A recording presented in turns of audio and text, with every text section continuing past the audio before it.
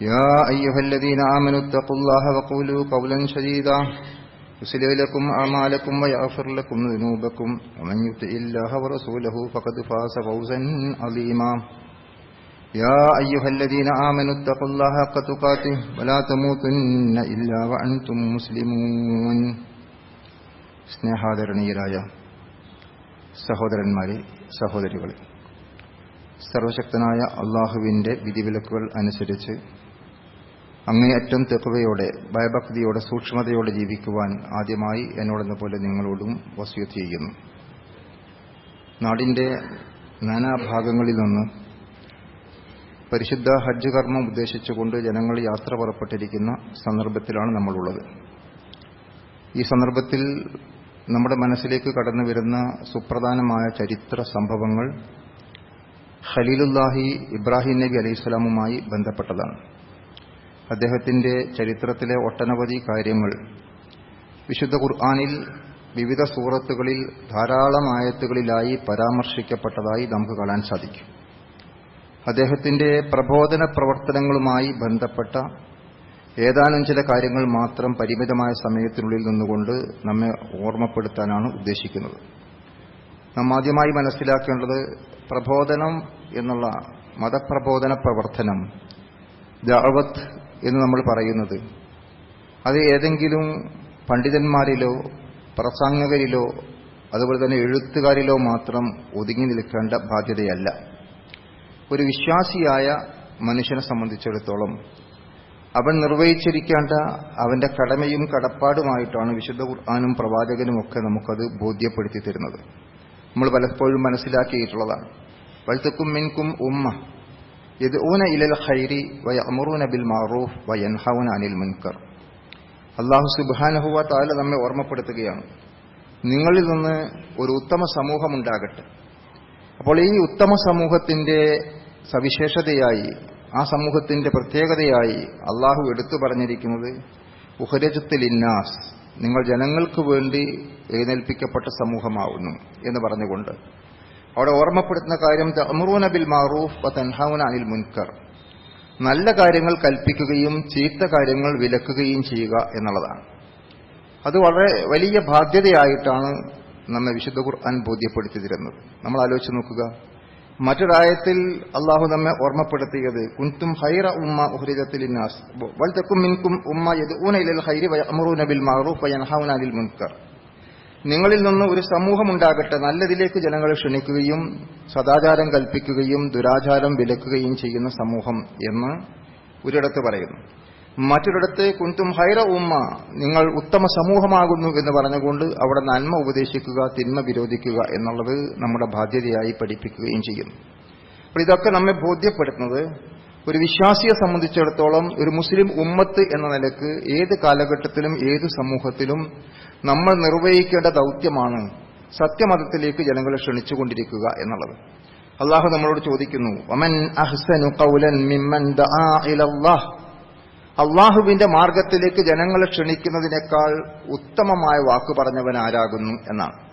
അപ്പോൾ നമുക്ക് പറയാനുള്ള ഏറ്റവും ഉത്തമമായ വചനം, നമുക്ക് നിർവഹിക്കുവാനുള്ള ഏറ്റവും വലിയ ദൗത്യം നമ്മൾ മനസ്സിലാക്കേണ്ടത് അള്ളാഹുവിന്റെ മാർഗത്തിലേക്ക് അഥവാ അവന്റെ മതത്തിലേക്ക് ജനങ്ങളെ ക്ഷണിക്കുക, അതിന്റെ പ്രബോധന പ്രവർത്തനങ്ങളിൽ പങ്കാളികളാവുക എന്നാണ് നമുക്ക് മനസ്സിലാക്കാൻ സാധിക്കും.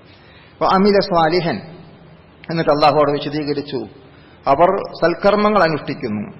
വഖാല ഇന്നനീ മിനൽ മുസ്ലിമീൻ, അവർ പറയുകയും ചെയ്യുന്നു ഞങ്ങൾ സത്യവിശ്വാസി മുസ്ലിംകളിൽപ്പെട്ടവരാകുന്നു എന്ന് പ്രഖ്യാപിക്കുകയും ചെയ്യുന്നു.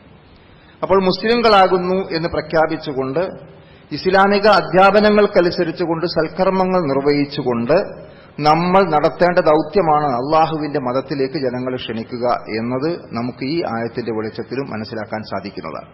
അപ്പോൾ നമ്മൾ ആലോചിക്കുക, പ്രവാചകൻ നമ്മെ ഓർമ്മപ്പെടുത്തുകയുണ്ടായി, മൻ റആ മിൻകും മുൻകറൻ, ആരെങ്കിലും ഒരു തിന്മ കണ്ടാൽ ഫൽയുഗയ്യിർഹു ബിയദിഹി, അത് അവന്റെ കൈകൊണ്ട് തടയേണ്ടതാണ്.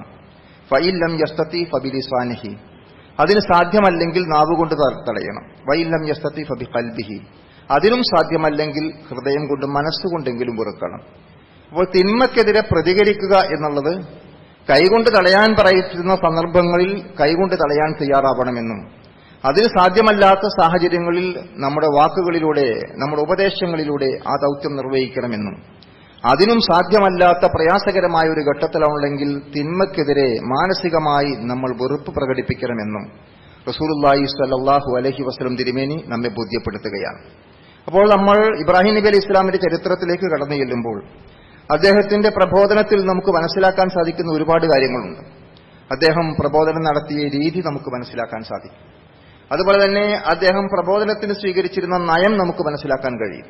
അദ്ദേഹം പ്രബോധനത്തിൽ നിർവഹിച്ചിരുന്ന ഏറ്റവും അധികം പ്രാമുഖ്യം നൽകിയിരുന്ന വിഷയം എന്തായിരുന്നു എന്ന് നമുക്ക് കണ്ടെത്താൻ സാധിക്കും. അതുപോലെ പ്രബോധന സംരംഭങ്ങളുമായി ബന്ധപ്പെട്ട ഒട്ടനവധി കാര്യങ്ങൾ ഇബ്രാഹിം നബി അലൈഹി സ്വലാമിന്റെ ജീവിതത്തിൽ നിന്ന് നമുക്ക് മാതൃകയായി കണ്ടെത്താൻ സാധിക്കുന്ന കാര്യമാണ്. ഏതാനും ചില കാര്യങ്ങൾ മാത്രം ഓർമ്മപ്പെടുത്തുകയാണ്. സൂറത്ത് മറിയം 41 വചനത്തിൽ അള്ളാഹു സൂചിപ്പിക്കുന്നു, വദ്കുർ ഫിൽ കിതാബി ഇബ്രാഹിം. ഈ വേദഗ്രന്ഥത്തിൽ ഇബ്രാഹിം നബി അലൈഹി ഇസ്ലാമിനെ സംബന്ധിച്ചിടത്തോളം പ്രസ്താവിക്കുക. പല പ്രവാചകന്മാരെ കുറിച്ചും അവരുടെ പ്രവർത്തനങ്ങളെക്കുറിച്ചും ഒക്കെ പരാമർശിക്കുന്നതിനിടയിൽ ഇബ്രാഹിം നബി അലൈഹി ഇസ്ലാമിന്റെ ചരിത്രം അനുസ്മരിച്ചുകൊണ്ടാണ് അള്ളാഹു ഇവിടെ കാര്യങ്ങൾ സൂചിപ്പിക്കുന്നത്. ഇന്നഹു കാന സിദ്ദീഖൻ നബിയ്യ, അദ്ദേഹം സത്യസന്ധനായിരുന്നു, നബിയായിരുന്നു എന്നൊക്കെ അദ്ദേഹത്തിന്റെ സവിശേഷതകളും പ്രത്യേകതകളും പറഞ്ഞു. എന്നിട്ട് വിശദീകരിക്കുന്നു, ഇത് ഖാല ലി അബീഹി യാ അബത്തി ലിമ തഅബുദു മാ ലാ യസ്മഉ വലാ യുബ്സിറു വലാ യുഗ്നി അൻക ശൈഅ.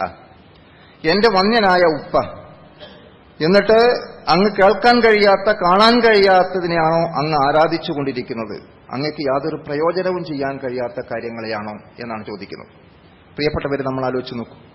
ഈ ഒരു ആയത്തിലൂടെ നമുക്ക് മനസ്സിലാക്കാൻ സാധിക്കുന്ന 2-3 കാര്യങ്ങളുണ്ട്.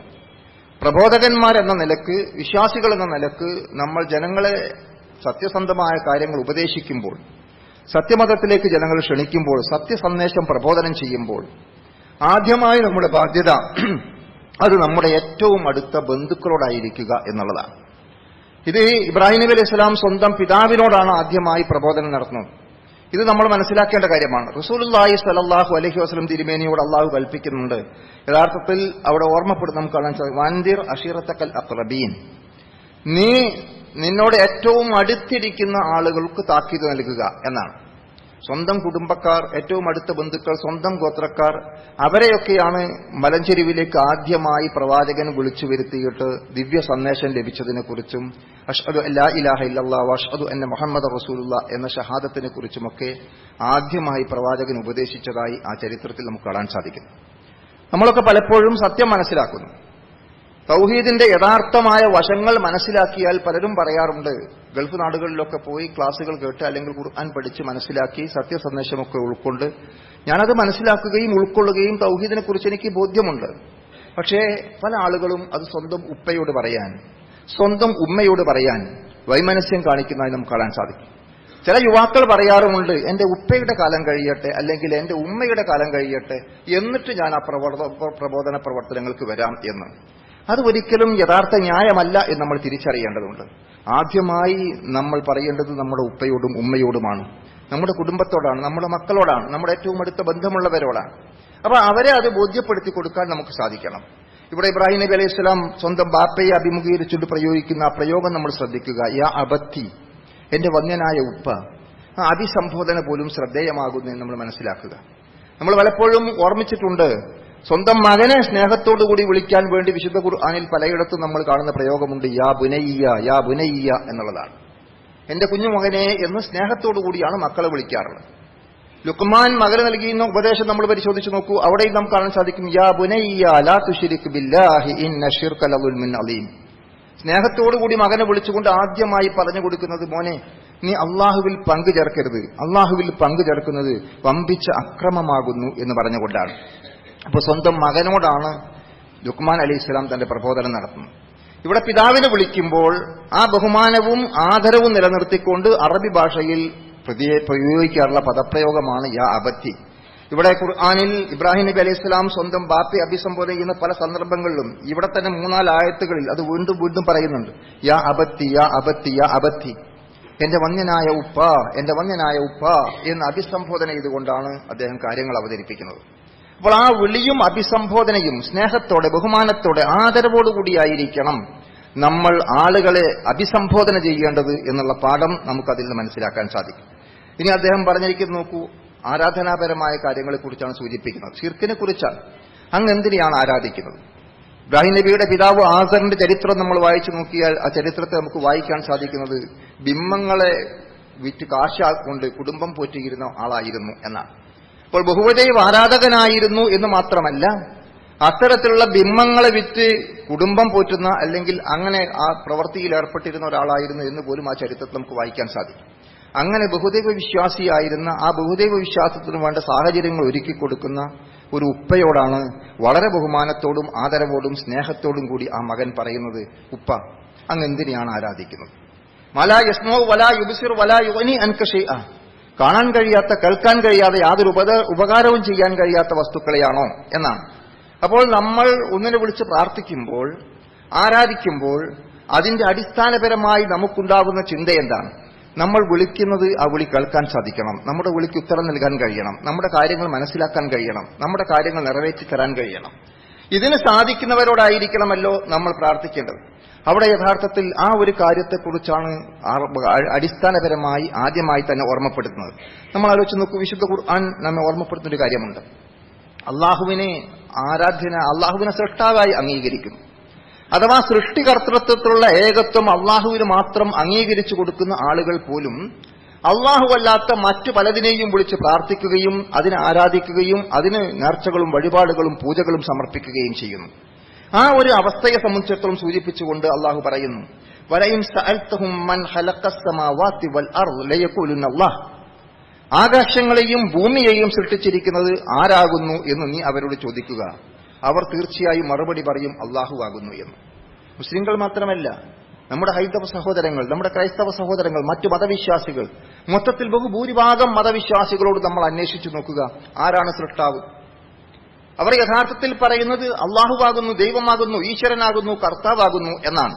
അല്ലാതെ മുഹമ്മദ് നബി സല്ലല്ലാഹു അലൈഹി വസല്ലമയാണ്, അല്ലെങ്കിൽ ഈസാ നബി അലൈഹി സ്വലാമാണ്, അല്ലെങ്കിൽ മൂസാ നബി അലൈഹി സ്വലാമാണ്, അല്ലെങ്കിൽ എബ്രഹാം പ്രവാചകൻ ഇബ്രാഹിം നബി അലൈഹി സ്വലാമാണ് എന്ന് ആളുകൾ പറയാറില്ല.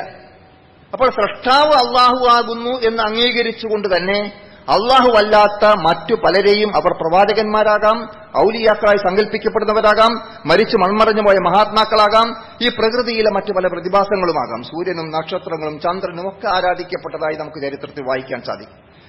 ഇബ്രാഹിം നബി അലൈഹി ഇസ്ലാമിന്റെ പ്രബോധനത്തിൽ തന്നെ നമുക്ക് കാര്യങ്ങൾ കാണാൻ സാധിക്കും. അവിടെ നമ്മൾ പരിശോധിക്കേണ്ടത്, അപ്പോൾ വളരെ കൃത്യമായിട്ട് ആ കാര്യം ഓർമ്മപ്പെടുത്തിക്കൊണ്ട് അള്ളാഹു പറഞ്ഞു, ഖുൽ അഫറഅയ്തും മാ തദ്ഊന മിൻ ദൂനില്ലാഹ്, സൃഷ്ടാവ് അള്ളാഹു ആകുന്നു എന്ന് നിങ്ങൾ അംഗീകരിക്കുന്നു, പക്ഷേ അള്ളാഹുവല്ലാത്ത പലതിനെയും നിങ്ങൾ വിളിച്ച് പ്രാർത്ഥിച്ചുകൊണ്ടിരിക്കുന്നു. അങ്ങനെ നിങ്ങൾ വിളിച്ച് പ്രാർത്ഥിച്ചുകൊണ്ടിരിക്കുന്നവരെ കുറിച്ച് നിങ്ങൾ ആലോചിച്ചു നോക്കിയിട്ടുണ്ടോ? എന്നിട്ട് അള്ളാഹു അവിടെ നമ്മൾ ഓർമ്മപ്പെടുത്ത കാര്യം എന്താണ്? ഇൻ അറാദനിയല്ലാഹു ബിദുർരിൻ അൽ ഉന്ന കാശിഫാതു ദുർരിഹി, അള്ളാഹു നിങ്ങൾക്ക് എന്തെങ്കിലും ഒരു പ്രയാസം, ഒരു ഉപദ്രവം, ഒരു ബുദ്ധിമുട്ടുണ്ടാകണം എന്ന് ഉദ്ദേശിച്ചാൽ അതിനെ നീക്കം ചെയ്യുവാൻ നിങ്ങൾ അള്ളാഹു അല്ലാതെ വിളിച്ച് പ്രാർത്ഥിച്ചുകൊണ്ടിരിക്കുന്ന ഏതെങ്കിലും ശക്തികൾക്കോ വ്യക്തികൾക്കോ സാധിക്കുമോ? ഔ അറാദനി ബിറഹ്മത്തിൻ ഹൽ ഹുന്ന മുംസികാതു റഹ്മതിഹി, അള്ളാഹു നിങ്ങൾക്ക് വല്ല കാരുണ്യവും അനുഗ്രഹവും ചെയ്യണം എന്ന് തീരുമാനിച്ചാൽ അതിനെ പിടിച്ചുവെക്കാൻ അള്ളാഹു അല്ലാതെ മറ്റേതെങ്കിലും ശക്തികൾക്കോ വ്യക്തികൾക്കോ സാധിക്കുമോ? പ്രിയപ്പെട്ടവരെ, നമ്മൾ ആലോചിക്കേണ്ട കാര്യമാണ്.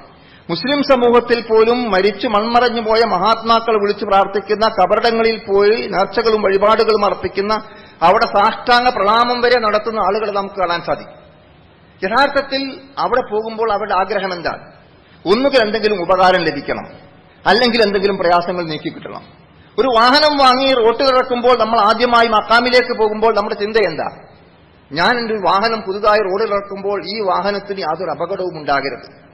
കോടിക്കണക്കിൽ രൂപ ചെലവഴിച്ചുകൊണ്ട് ഞാൻ വീടുണ്ടാക്കി വീട്ടിൽ താമസമാക്കുമ്പോൾ അത്തരത്തിലുള്ള ജാറത്തിലേക്ക് പോകുമ്പോൾ നമ്മുടെ മനസ്സിലുള്ള വികാരം എന്താണ്? ഞാൻ ഈ വീട്ടിൽ താമസിച്ചാൽ എനിക്ക് എന്റെ ജീവിതം സന്തോഷകരമായിരിക്കണം, സമാധാനപൂർണ്ണമായിരിക്കണം, ഒരു പ്രയാസവും ഉണ്ടാകരുത്.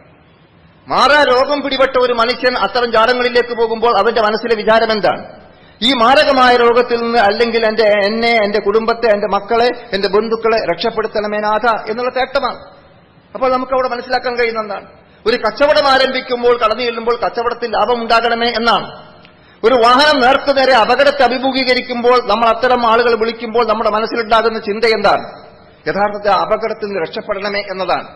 അപ്പോൾ സഹോദരങ്ങളെ, ഈ രണ്ടാലൊരു കാര്യത്തിനു വേണ്ടിയാണ് ഒന്നുകിൽ എന്തെങ്കിലും ഗുണം ലഭിക്കണം എന്ന ഉദ്ദേശത്തോടുകൂടി, അല്ലെങ്കിൽ എന്തെങ്കിലും ദോഷം തടുക്കാൻ സാധിക്കും എന്ന ഉദ്ദേശത്തോടു കൂടിയാണ് അല്ലാത്ത മറ്റു പലതിനെയും ആളുകൾ വിളിക്കുന്നത്.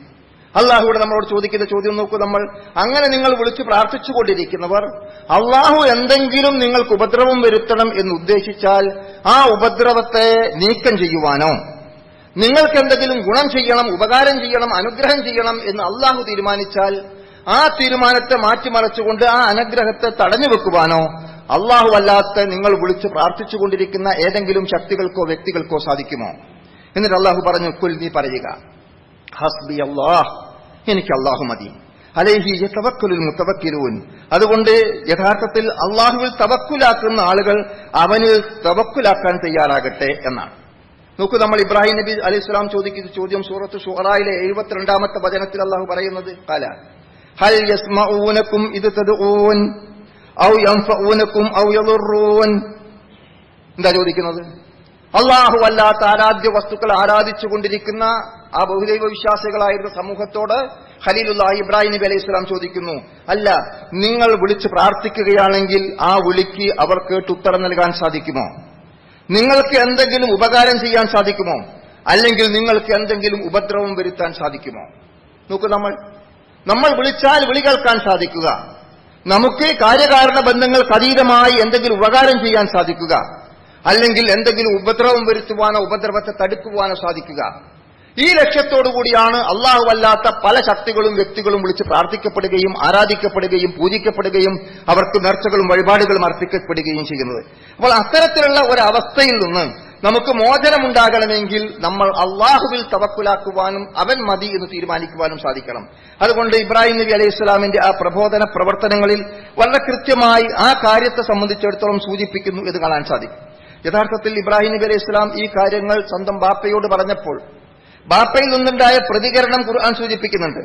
ഖാല റാഇബുൻ അൻത അൻ ആലിഹത്തി യാ ഇബ്രാഹിം, ഇബ്രാഹിം, ഞാൻ ആരാധിച്ചുകൊണ്ടിരിക്കുന്ന ആരാധ്യ വസ്തുക്കളെ, ഞങ്ങൾ അംഗീകരിച്ചു വരുന്ന ആരാധ്യ വസ്തുക്കളെ നീ അവഗണിക്കുകയും അതിനെ തള്ളിക്കളയുകയുമാണോ ചെയ്യുന്നത്? അതിനെ വേണ്ടെന്ന് വെക്കുകയാണോ ചെയ്യുന്നത് എന്നാണ് ചോദിക്കുന്നത്. എന്നിട്ട് അദ്ദേഹം പറഞ്ഞു, ലഅർജുമന്നക വഹജുർനി മലിയ, അങ്ങനെയാണെങ്കിൽ നിന്നെ ഞാൻ എറിഞ്ഞോടിക്കുക തന്നെ ചെയ്യും. എറിഞ്ഞാട്ടും എന്നാ പറഞ്ഞു, എറിഞ്ഞോടിക്കും. മാത്രമല്ല, എന്നിൽ നിന്ന് നീ മാറിക്കൊള്ളണം, തൽക്കാലം ഇവിടുന്ന് വിട്ടു മാറി നിൽക്കുക, എന്റെ മുമ്പിൽ നിന്നെ കാണരുത്. ശക്തമായ ഭീഷണിയാണ് ഉണ്ടായത്. ആ സന്ദർഭത്തിൽ പോലും ഇബ്രാഹിം നബി അലൈഹി സ്വലാമിന്റെ പ്രതികരണം നമുക്ക് കാണാൻ സാധിക്കും. ഖാല സലാമുൻ അലൈക്, എന്റെ വന്ധ്യനായ ഉപ്പയോട് വളരെ സ്നേഹത്തോടെ പറഞ്ഞു, അങ്ങേക്ക് ശാന്തിയും സമാധാനവും ഉണ്ടാകട്ടെ.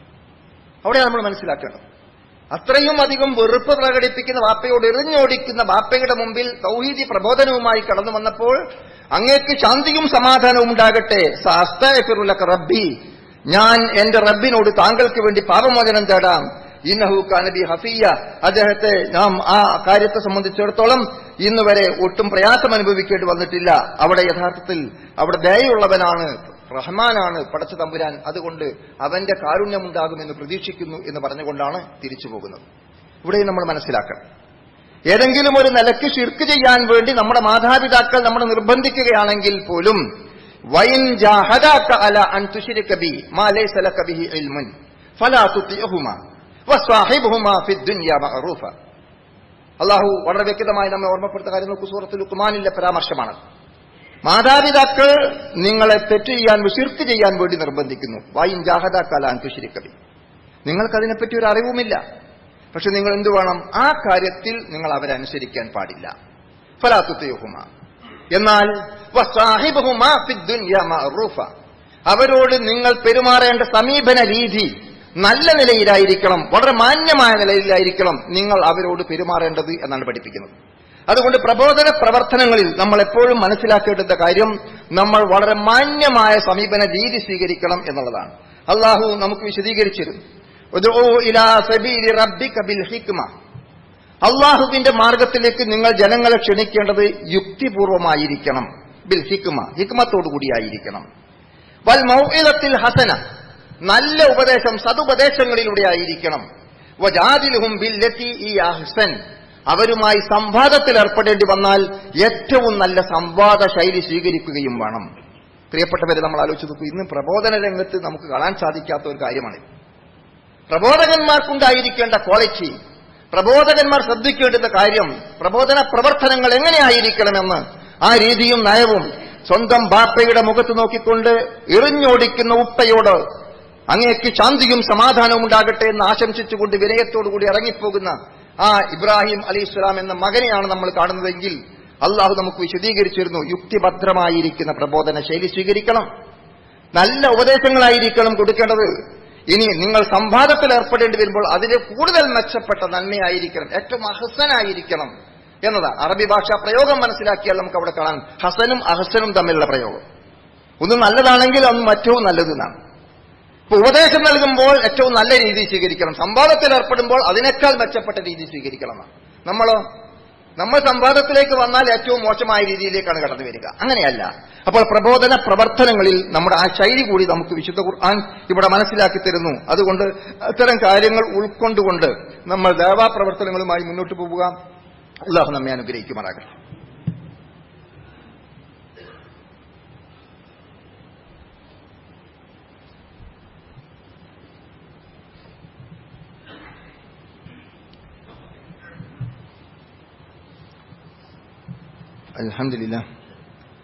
അൽഹംദുലില്ലാഹി റബ്ബിൽ ആലമീൻ വസ്സലാത്തു വസ്സലാമു അലാ റസൂലിഹിൽ അമീൻ വഅലാ ആലിഹി വസഹ്ബിഹി അജ്മഈൻ. അമ്മാ ബഅദ്. അയ്യുഹൽ ഇഖ്വാൻ വൽ അഖവാതു ഉസീകും വഇയ്യാ ബിത്തഖ്വല്ലാഹ്. ഖാല അല്ലാഹു തആല ഫീ ഖുർആനിഹിൽ കരീം അഊദു ബില്ലാഹി മിനശ് ശൈത്താനിർ റജീം ബിസ്മില്ലാഹിർ റഹ്മാനിർ റഹീം. ഫലമ്മാ ജന്ന അലൈഹിൽ ലൈലു റഅ കൗകബൻ ഖാല ഹാദാ റബ്ബി ഫലമ്മാ അഫല ഖാല ലാ ഉഹിബ്ബുൽ ആഫിലീൻ. ബഹുമാന്യരായ സഹോദരന്മാരെ, സഹോദരികളെ, സർവശക്തനായ അള്ളാഹുവിന്റെ വിധിവിലക്കുകൾ അനുസരിച്ച് അങ്ങേയറ്റം തെക്കുവോടെ ജീവിക്കുവാൻ ഒന്നുകൂടി എന്നെയും നിങ്ങളെയും വസിയത്ത് ചെയ്യും. നമ്മൾ മനസ്സിലാക്കിയത് ഇബ്രാഹിം നബി അലൈഹി സ്വലാം ആ പ്രബോധന രംഗത്ത് ഏറ്റവും അടുത്ത ബന്ധുക്കളോടാണ് ആദ്യമായി പ്രബോധനം നടത്തേണ്ടത് എന്നും ലാ ഇലാഹ ഇല്ലല്ലാഹ്, അള്ളാഹു അല്ലാതെ ആരാധ്യനില്ല എന്ന അടിസ്ഥാനപരമായ സന്ദേശമാണ് ആദ്യമായി നമ്മൾ പഠിപ്പിച്ചു കൊടുക്കേണ്ടത് എന്നതുമാണ് നമ്മൾ മനസ്സിലാക്കിയിട്ടുള്ളത്. അതിനുവേണ്ടി സ്വീകരിക്കുന്ന നയപരമായ ശൈലിയായിരിക്കണം, യുക്തിഭദ്രമായിരിക്കണം, സതുപദേശങ്ങളിലൂടെയായിരിക്കണം, ഏറ്റവും മെച്ചപ്പെട്ട സംവാദ രീതിയായിരിക്കണം സ്വീകരിക്കേണ്ടത് എന്ന് നമ്മൾ മനസ്സിലാക്കി. നോക്കൂ, നമ്മൾ ഇബ്രാഹിം നബി അലൈഹി സ്വലാമിന്റെ പ്രബോധനം സൂറത്തു അൻആമിൽ വളരെ വിശദമായി പ്രതിപാദിക്കുന്നു. അവിടെ അദ്ദേഹം സ്വീകരിച്ചൊരു നയം നമുക്ക് അവിടെ കാണാൻ സാധിക്കും. അദ്ദേഹം ആ സമൂഹത്തിലേക്ക് കടന്നു. സൂര്യചന്ദ്ര നക്ഷത്രാദികളെ ആരാധിച്ചുകൊണ്ടിരിക്കുന്ന ഒരു ജനതയാണ്. അവരിലേക്ക് ഇറങ്ങിച്ചെന്നുകൊണ്ട് അവരോട് പറഞ്ഞ കാര്യങ്ങൾ അവിടെ വിശുദ്ധ ഖുർആൻ ഓർമ്മപ്പെടുത്തിയിട്ടുണ്ട്. ഫലമ്മാ ജന്ന അലൈഹിൽ ലൈലു, രാത്രി കടന്നു വന്ന സന്ദർഭം. ആ രാത്രി ഇരുട്ടി വരുന്ന ആ സന്ദർഭത്തിൽ അദ്ദേഹം അവിടെ കടന്നു ചെന്നുകൊണ്ട് അവരോട് പറഞ്ഞ്, അവിടെ എന്റെ കൗകബൻ ഖാല ഹാദാ റബ്ബി, നക്ഷത്രങ്ങൾ കണ്ടപ്പോൾ ഇതാണ് എന്റെ റബ്ബ്. ഒരിക്കലും ആ വിശ്വാസത്തോടു കൂടിയല്ല, പക്ഷെ അവരെ ചിന്തിപ്പിക്കാൻ വേണ്ടി, അവരെ ചിന്തയെ തട്ടി ഉണർത്താൻ വേണ്ടി, അവരുടെ ശ്രദ്ധ കേന്ദ്രീകരിക്കാൻ വേണ്ടി നക്ഷത്രങ്ങളെയും ചന്ദ്രനെയും സൂര്യനെയും ഒക്കെ ആരാധിക്കുന്നവർ പറഞ്ഞു ഇതാണ് എന്റെ റബ്ബ്. പക്ഷെ ആ നക്ഷത്രങ്ങൾ മാഞ്ഞുപോയി, അസ്തമിച്ചുപോയി. ആ സന്ദർഭത്തിൽ അദ്ദേഹം അവിടെ കാര്യമാക്കുകയുണ്ട്, ഫലമ്മാ അഫല ഖാല ലാ ഉഹിബ്ബുൽ ആഫിലീൻ. അങ്ങനെ അസ്തമിച്ചു പോകുന്ന ഒന്ന് റബ്ബാകാൻ പറ്റില്ല. റബ്ബ്, ദൈവം, അള്ളാഹു എന്ന് പറയുന്നത് എന്നെന്നും നിലനിൽക്കുന്നവനായിരിക്കണം. അതുകൊണ്ട് അത് പറ്റില്ല. രാവിലെ വീണ്ടും അദ്ദേഹം അതിനേക്കാൾ വലിയ ചന്ദ്രനെ കണ്ടപ്പോൾ ഈ കാര്യം പറഞ്ഞു, ചന്ദ്രനാണ് എന്റെ ദൈവം. അതും അസ്തമിച്ചു പോയപ്പോൾ അദ്ദേഹം പറഞ്ഞു, അതും ദൈവമാകാൻ പറ്റില്ല.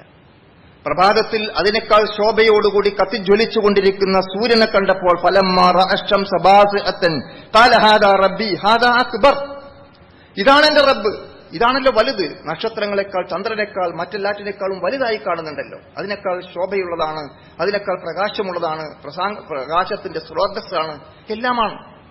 പക്ഷേ അദ്ദേഹം അത് വീണ്ടും വൈകുന്നേരമായി അസ്തമിച്ചു പോയപ്പോൾ അദ്ദേഹം വീണ്ടും പറയുകയാണ്, അതും ഒരിക്കലും ഫലമ്മാ ഫലത് ഖാല യാ ഖൗമി ഇന്നി ബരീഉം മിമ്മാ തുശ്രികൂൻ, നിങ്ങൾ പങ്കുചേർത്തുകൊണ്ടിരിക്കുന്ന എല്ലാറ്റിൽ നിന്നും ഞാൻ മോചിതനാകുന്നു. ഇതൊന്നും ആരാധ്യന്മാരല്ല. ഈ പ്രപഞ്ചത്തിലെ സൃഷ്ടികളൊന്നും ആരാധിക്കപ്പെട്ടുകൂടാ. പ്രതിമകൾ പറ്റില്ല, ബിംബങ്ങൾ പറ്റില്ല, മരിച്ചു മൺമറഞ്ഞു പോയ മഹാത്മാക്കൾ പറ്റില്ല, മറ്റേതെങ്കിലും വസ്തുക്കൾ പറ്റില്ല, ഈ പ്രകൃതിയിലെ പ്രതിഭാസങ്ങൾ പറ്റില്ല. പിന്നെ ആരാണ് ആരാധ്യൻ? അതാണ് അദ്ദേഹം പറഞ്ഞു കൊടുക്കുന്നത്. ഇന്നി വജ്ജഹ്തു വജ്ഹിയ ലില്ലദീ ഫതറസ് സമാവാതി വൽ അർദ്, തീർച്ചയായും ഞാൻ എന്റെ മുഖത്തെ തിരിച്ചിരിക്കുന്നു ആകാശങ്ങളെയും ഭൂമിയെയും സൃഷ്ടിച്ചിരിക്കുന്ന റബ്ബിന്റെ നേരെ, ഹനീഫൻ, നേരെ ചൊവ്വെ, ഋജുമാനസ്സനായി, ഒരു വക്രതയും വളവുമില്ലാതെ. വമാ അന മിനൽ മുശ്രിക്കീൻ, ഞാൻ ബഹുദൈവ വിശ്വാസികളിൽപ്പെട്ടവനല്ല. പ്രിയപ്പെട്ടവരെ, നമ്മൾ ആലോചിച്ചു, നമസ്കാരത്തിന് വേണ്ടി നെഞ്ഞത്ത് കൈവച്ചുകൊണ്ട് നമ്മൾ നിർവഹിക്കാറുള്ള പ്രാരംഭ പ്രാർത്ഥനയിൽ പലപ്പോഴും നമ്മൾ ചൊല്ലാറുള്ള പ്രാർത്ഥനയുടെ വാക്യങ്ങളാണിത്. ഓട്ടോമാറ്റിക്കായിട്ട് അത് ചൊല്ലിപ്പോകാറുണ്ട് നമ്മൾ. വജ്ജഹ്തു വജ്ഹിയ ലില്ലദീ ഫതറസ് സമാവാതി വൽ അർദ്, പക്ഷെ അള്ളാഹുവിന്റെ മുമ്പിൽ കിബിലയുടെ നേരെ തിരിഞ്ഞുകൊണ്ട് തക്ബീറത്തുൽ ഇഹ്റാമിൽ പ്രവേശിച്ച് ആദ്യമായി നമ്മൾ അള്ളാഹുവുമായുള്ള ആ സംസാരം ആരംഭിക്കുമ്പോൾ നാം ആരെ അഭിമുഖീകരിക്കുന്നു എന്ന് പറയുന്നത് എന്താണ്, ആരാണ്, അതിന്റെ ആശയം എന്താണ്, അത് നമുക്ക് നൽകുന്ന മെസ്സേജ് എന്താണ് എന്ന് പ്രിയപ്പെട്ടവരെ നമ്മൾ ആരെങ്കിലും ആലോചിച്ച് നോക്കിയിട്ടുണ്ടോ? എത്ര അർത്ഥവത്താണ് കാര്യങ്ങൾ. ഞാൻ എന്റെ മുഖത്തെ തിരിച്ചത് ആകാശങ്ങളുടെയും ഭൂമിയുടെയും സൃഷ്ടാവായ പടച്ച തമ്പുരാന് നേരെയാണ്. ഞാൻ അവനെ അല്ലാതെ ആരാധിക്കുകയില്ല എന്ന് പ്രഖ്യാപിക്കുകയാണ്. ആ വിശ്വാസത്തിന് യാതൊരു കളങ്കവും വക്രതയുമില്ല, നേരെ ചൊവ്വയുള്ള വിശ്വാസമാണ് എന്ന് ബോധ്യപ്പെടുകയാണ്. ഞാൻ ബഹുദൈവ വിശ്വാസികളിൽ പെട്ടവനല്ല എന്ന് ഉറക്കെ പ്രതിജ്ഞ എടുക്കുകയാണ്. അപ്പോൾ നമ്മൾ ആലോചിച്ച് നോക്കൂ, ഈ ഒരു മനോഭാവം യഥാർത്ഥത്തിൽ അള്ളാഹുവിനെ കുറിച്ചുള്ള, സൃഷ്ടാവിനെ കുറിച്ചുള്ള ആ ഒരു ബോധമായിരിക്കണം നമുക്കുണ്ടാകേണ്ടത് എന്ന് മാത്രം സൂചിപ്പിക്കുകയാണ്. അങ്ങനെ ഉണ്ടായാൽ ആ അള്ളാഹുവിനെ സംബന്ധിച്ചിടത്തോളം ഇബ്രാഹിം നബി പറഞ്ഞൊരു കാര്യമുണ്ട്, അല്ലദീ ഖലഖനീ ഫഹുവ യഹ്ദീൻ, അവനാണ് എന്നെ സൃഷ്ടിച്ചത്, അവനാണ് എനിക്ക് മാർഗദർശനം നൽകുന്നത്. വല്ലദീ ഹുവ യുത്ഇമുനീ വയസ്തീൻ, അവനാണ് എനിക്ക് ആഹാരം നൽകുന്നത്, പാനീയം നൽകുന്നത്. വൈദാ മരിദതു ഫഹുവ യശ്ഫീൻ, അവനാണ് എനിക്ക് രോഗം സുഖപ്പെടുത്തി തരുന്നത്, രോഗം ബാധിച്ചാൽ എനിക്ക് സുഖപ്പെടുത്തി തരുന്നത്. വല്ലദീ യുമീതുനീ സുമ്മ യുഹ്യീൻ, അവനാണ് എന്നെ മരിപ്പിക്കുകയും പിന്നെ ജീവിപ്പിക്കുകയും ചെയ്യുന്നത്. വല്ലദീ അത്മഉ അൻ യഗ്ഫിറ ലീ ഖതീഅതി യൗമദ്ദീൻ, പ്രതിഫല നാളിൽ എന്റെ പാപങ്ങൾ പുറത്തു തരുമെന്ന് ഞാൻ ആഗ്രഹിക്കുന്നതും അവനിൽ നിന്ന് തന്നെയാകും. നോക്കൂ, നമ്മൾ ആദ്യം പറഞ്ഞ നമ്മൾ എവിടെയൊക്കെയോ ആരാധനകൾ അർപ്പിക്കുന്നു, അല്ലാത്ത പലതിനെയും വിളിച്ച് പ്രാർത്ഥിക്കുന്നു. മരിച്ചു മൺമറഞ്ഞു പോയ മഹാത്മാക്കളും കബറിടങ്ങളും പൂജിക്കപ്പെടുന്നു. അവർക്കൊക്കെ പല നിലക്കും നമ്മൾ പല വിശേഷണങ്ങളും മുദബ്ബിറുൽ ആലം എന്ന് വരെ വിശേഷിപ്പിക്കപ്പെടുകയാണ്. ഈ ലോകത്തിനെ നിയന്ത്രിക്കാൻ പോലും കഴിയുമെന്ന് പറയുന്നു. പക്ഷെ നമ്മൾ ആലോചിച്ച് നോക്കൂ, അള്ള ചെയ്യുന്ന കാര്യങ്ങൾ ഓരോന്നും ഇബ്രാഹിം നബി എണ്ണി പറഞ്ഞത്. എന്നെ സൃഷ്ടിച്ചവൻ, എനിക്ക് മാർഗദർശനം നൽകിയവൻ, എനിക്ക് ഭക്ഷണം നൽകുന്നവൻ, എനിക്ക് വെള്ളം നൽകുന്നവൻ, എനിക്ക് രോഗം വന്നാൽ സുഖപ്പെടുത്തുന്നവൻ, എന്നെ മരിപ്പിക്കുന്നവൻ, എന്നെ ജീവിപ്പിക്കുന്നവൻ, എന്റെ പാപങ്ങൾ പുറത്തു തരുമെന്ന് ഞാൻ പ്രതീക്ഷിക്കുന്നവൻ. ആ അള്ളാഹു, അവനെ മാത്രം വിളിച്ച് പ്രാർത്ഥിക്കുക, ആരാധിക്കുക. ഈ സന്ദേശം മറ്റ് സഹോദരങ്ങളിലേക്ക്, നമ്മുടെ കുടുംബക്കാരിലേക്ക്, നമ്മുടെ ബന്ധുക്കളിലേക്ക് നമ്മൾ എത്തിച്ചു കൊടുക്കുക. അള്ളാഹു നമ്മെ എല്ലാവരെയും അനുഗ്രഹിക്കുമാറാകട്ടെ. നമ്മിൽ വന്നുപോയിരിക്കുന്ന എല്ലാ പാകപ്പിഴവുകളും അള്ളാഹു പുറത്ത് മാപ്പാക്കുമാറാകട്ടെ. രോഗം കൊണ്ട് പ്രയാസപ്പെടുന്ന പല ആളുകളും നമ്മളൊപ്പമുണ്ട്. പ്രാർത്ഥിക്കാൻ വേണ്ടി പ്രത്യേകം വസിയത്ത് ചെയ്ത ആളുകളുണ്ട്. അള്ളാഹു അവിടെ എല്ലാം രോഗം ഷിഫിയാക്കി കൊടുക്കുകയും ആരോഗ്യം മെച്ചപ്പെടുത്തി കൊടുക്കുകയും ആരോഗ്യത്തോടുകൂടിയുള്ള ആയുസ് നൽകി അനുഗ്രഹിക്കുകയും ചെയ്യുമാറാകട്ടെ. നമ്മുടെ ഈ പള്ളിയിൽ സാധാരണ വരാറുണ്ടായിരുന്ന ഒരു സഹോദരൻ കഴിഞ്ഞ ദിവസം അള്ളാഹുവിന്റെ വിളിക്ക് ഉത്തരം നൽകി. അതുപോലെ മരണപ്പെട്ടുപോയ നമ്മുടെ കുടുംബക്കാരും സ്വന്തക്കാരും ബന്ധുക്കളും സുഹൃത്തുക്കളും ഒക്കെ ഒട്ടനവധി ആളുകളുണ്ട്. നാഥ, അവർക്കെല്ലാം നീ മഗ്ഫിറത്തും മർഹമത്തും പ്രദാനം ചെയ്യുകയും അവരെയും നമ്മെയും ജന്നാത്തുൽ ഫിർദൗസിൽ ഒരുമിച്ച് കൂട്ടി അനുഗ്രഹിക്കുകയും ചെയ്യണമേ. നമ്മുടെ നാട്ടിൽ ശാന്തിയും സമാധാനവും നിലനിൽക്കുവാൻ പടച്ച തമ്പുരാനെ നീ തൗഫീഖ് ചെയ്യണമേ. നമ്മുടെ നാട്ടിന്റെ വിവിധ ഭാഗങ്ങളിൽ നിന്ന് പരിശുദ്ധ ഹജ്ജ് കർമ്മം ഉദ്ദേശിച്ചുകൊണ്ട് ആളുകൾ യാത്ര പോവുകയാണ്. അവരുടെ യാത്രയ്ക്ക് യാതൊരു പ്രയാസവുമില്ലാതിരിക്കുവാനും അവിടെ എത്തി മഖബൂലും മബ്റൂറുമായ ഹജ്ജ് കർമ്മം പൂർത്തിയാക്കുവാനും നീ അനുഗ്രഹിക്കണമേ.